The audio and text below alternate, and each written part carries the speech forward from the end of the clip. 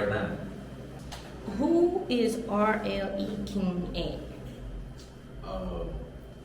RLE King Ant is the biggest up and coming artist right now.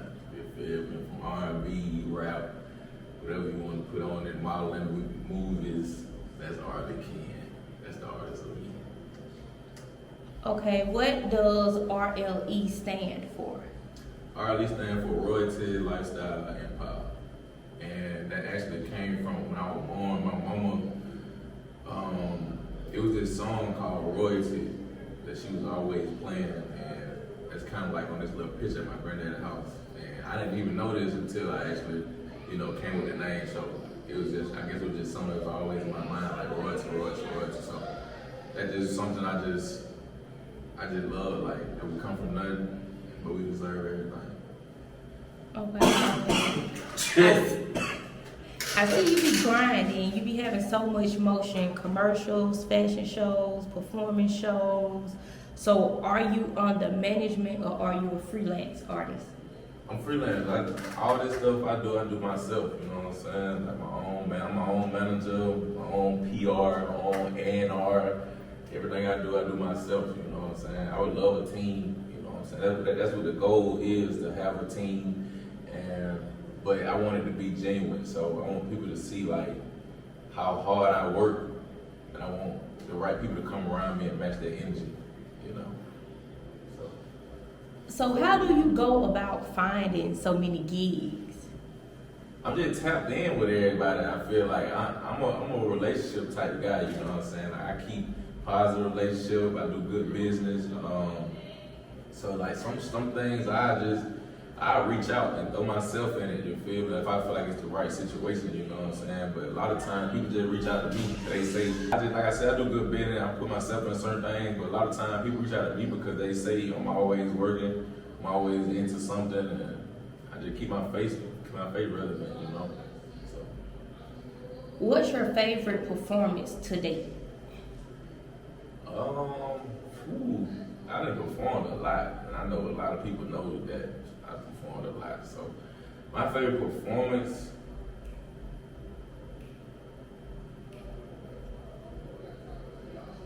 I'm gonna say I used to say the Gump Talk Show, but now I'm gonna say I just did this Alabama State concert, and it was really dope. Like the crowd really like gave off that energy that I be looking for. So I'm gonna have to say Alabama State. You just dropped I Used to Care. What was the inspiration behind the name? Behind I Used to Care, basically like, I was going to drop a No Out Season 2, and that's the first album I ever dropped, and I was going to just do a duplicate of that the second go around, but Red, Water, he was like, no man, like drop something you like actually going through right now. So basically, I just told the team, the team is the guys in the studio, you know what I'm saying? And I was like, man, he right, you know what I'm saying? I need to actually drop what's going on with me right now. So Threats, my producer, he called me one day, he was like, bro, I think what you going through and how you coming right now is like, I Used to Care sound like it, you know what I'm saying? And some like I'm an honest person, it's like some off of that, like what Future had did with I Never Liked You, you know what I'm saying? So it was like a title to come behind that, like, I Used to Care, so it's like that way it came from. This is your fourth project, right?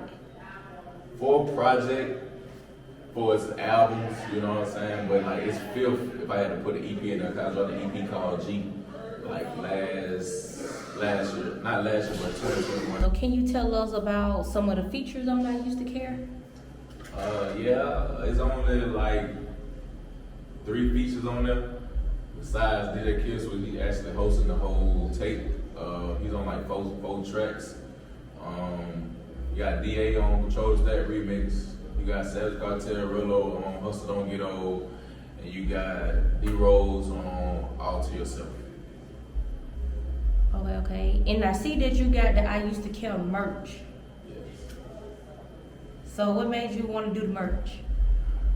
Another thing, like I said, DJ Trey, man, he was like, bro, what person in the world wouldn't want a shirt or a hoodie that says "I used to care" on it? You know, so and he was just like, your idea for your album is bigger than what you think. So it's like it's a marketing thing, but also it's more like it's real. Like, who wouldn't want to wear something called "I used to care" on it? Like, especially if you don't care too much about the petty stuff. Like, I used to care. So it's like that would the merch come from. They can get that merch on I used to care.org. Okay, and let them know they can get it from one more time. I used to care.org. If you ranked your 4 projects in order, how would you rank them? I used to care #1. It's a tie #2 for Roy Love and No All Season 2, and then Hot Fire. And the reason why I say it's a tie for No All Season and Roy Love is because, like, No All Season, I put a lot of promo in it because it was my first one, and it was some good music, like great music. You know what I'm saying? It's like, that's kind of the music I be finding, keep making. But Roy Love, like, I didn't even put no promo behind that, and people just gravitated to the R&B side of me for some reason, you know. And they right there together to me. And Hot Fire was just something like, I honestly, as an artist, I had songs that I had just sitting in a vault, and I just felt like I needed to drop something. So I just put it together. All my projects are nice projects, you know what I'm saying? I feel like I'm always gonna put a great piece of work out. But I just feel like Hot Fire was like one of probably my least one, because I just put something together just to give the people, you know what I'm saying? Because I feel like I ain't dropping. I like working, so I had to go and give them something quick. But I Used to Care is definitely like my #1 right now. And the reason why I say that, because usually my music, I can't ride to it. Like, I don't like riding to my music. I like other people's opinion on how the song sound, how the album sound. And the album right here, I really can like just ride to it. Like, it's hard to me. Like, it got everything mixed on there from R&B to rap. You know, even pop on there. You feel me? Like, they don't know the pop song. It's called Amaya, but that's like, you know, I Used to Care. I just love that. I love that I can ride to my music. Okay, so I know you brought Threat's name up earlier. So what is their work relationship like? Man, it's way past music with me and Thrax. Like, that's really like my big brother, you feel me? Like, me and Thrax ended up in like 2019, and from there, it was basically like, when I'm doing music, or if I'm gonna do anything, I wanna work with the best people.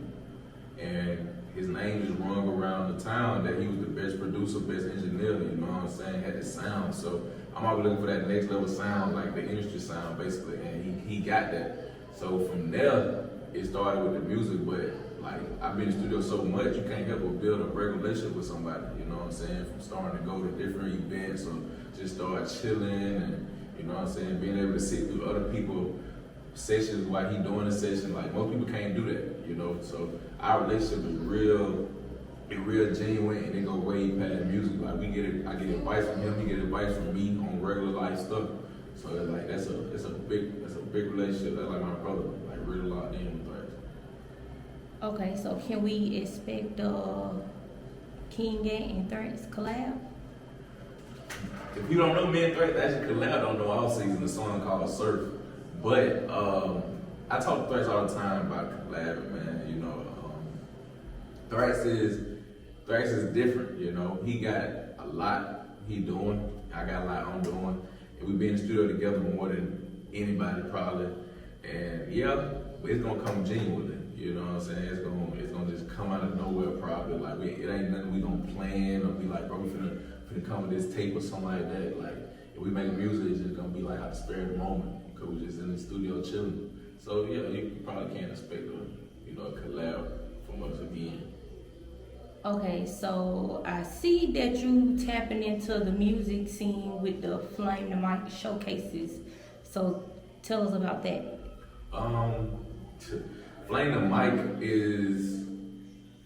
it's an artist showcase, you know what I'm saying, to give artists opportunity to network, you know what I'm saying, grow their fan base, you feel me? Like, it came from DJ Trey, one of my other big brothers.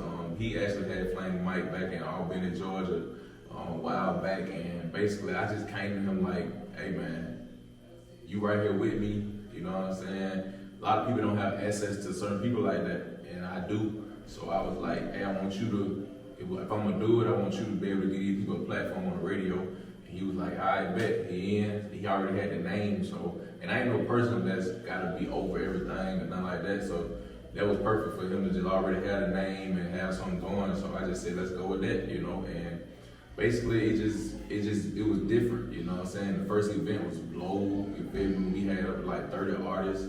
We had an executive from Columbia Records come through, you know what I'm saying? We had radio people from Albany and Columbus, Georgia.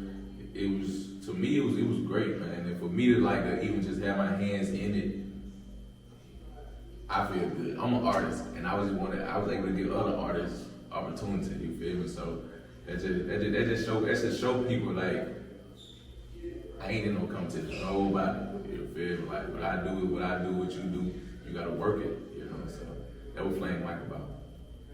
Okay. So, what advice would you give to upcoming artists? If you're gonna start something, don't stop.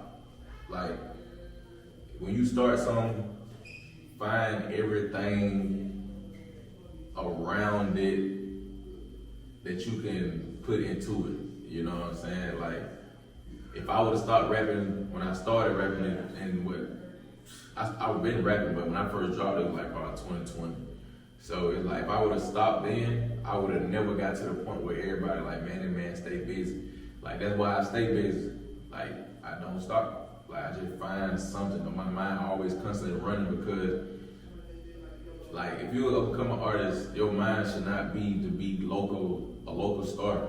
You know what I'm saying? You should try to be global known, you know, for your family. Like I do all that for my family. Like to have my family is great for the rest of their life, you feel me? So that's just basically like what a young artist need to know. When you come into this thing, don't stop. Find everything around that you can put into it and just try to get your family straight, you know. Let the people know where they can find you. You find me on all social media, not one social media, not just all social media at RLE King Ant, RLE King Ant, all social media.